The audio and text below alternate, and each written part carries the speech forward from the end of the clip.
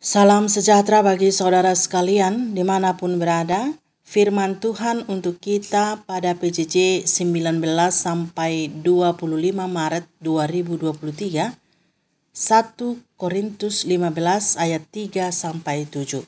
Demikian firman Tuhan.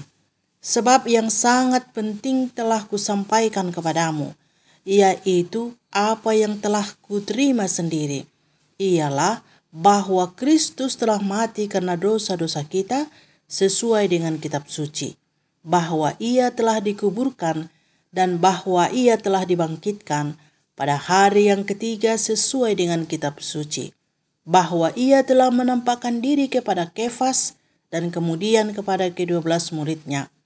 Sesudah itu, ia menampakkan diri kepada lebih dari 500 saudara sekaligus.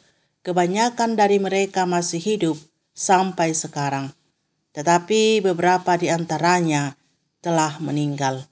Selanjutnya ia menampakkan diri kepada Yakobus, kemudian kepada semua rasul.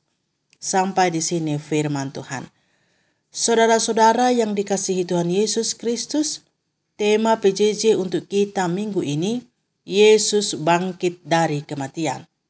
Kebangkitan dari kematian tidak dipercayai orang-orang Yunani.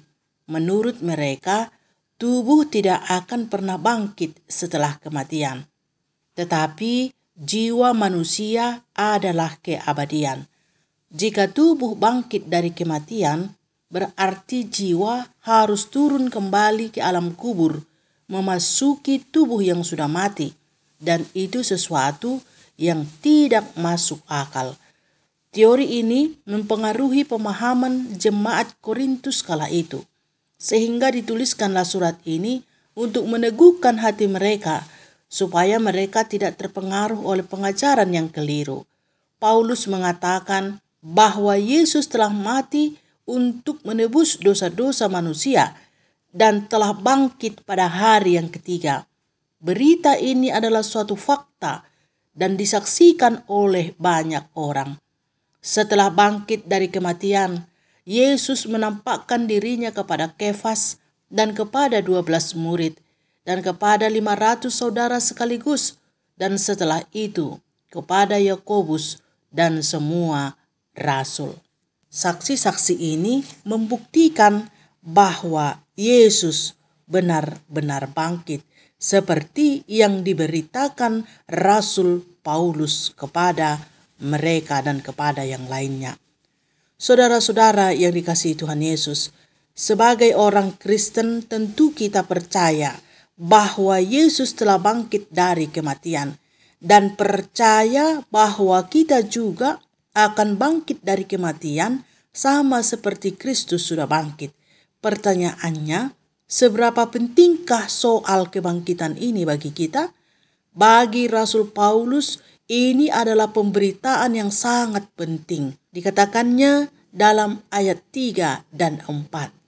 Sebab yang sangat penting telah kusampaikan kepadamu, yaitu apa yang telah kuterima sendiri ialah bahwa Kristus telah mati karena dosa-dosa kita sesuai dengan kitab suci, bahwa ia telah dikuburkan dan bahwa ia telah dibangkitkan pada hari yang ketiga sesuai dengan kitab suci. Kematian dan kebangkitan Yesus adalah pokok dari seluruh pemberitaannya. Untuk berita inilah Rasul Paulus telah berjerih payah, menderita, dipenjara dan dianiaya, supaya setiap orang yang percaya mendengarnya lalu diselamatkan. Tidak ada satupun pemberitaan lain yang ia kerjakan di luar itu, sebab ia diutus Kristus menjadi rasul bagi bangsa Yahudi dan juga non-Yahudi. Kita juga dipanggil untuk melakukan hal yang sama, memberitakan kematian dan kebangkitan Tuhan Yesus Kristus, supaya setiap orang yang mendengarnya percaya lalu diselamatkan.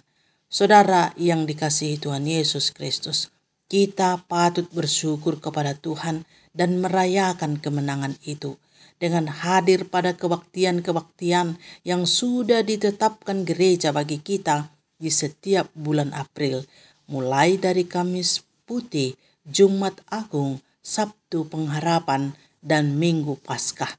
Jangan kiranya ada yang menganggap berita itu tidak penting.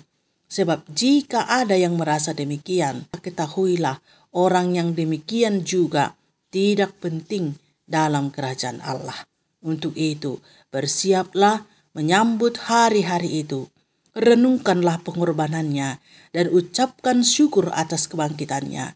Jangan lupa mengajak seisi rumah dan saudara-saudara yang lain untuk bersama-sama memuji dan memuliakan Tuhan yang mengasihi kita. Amin.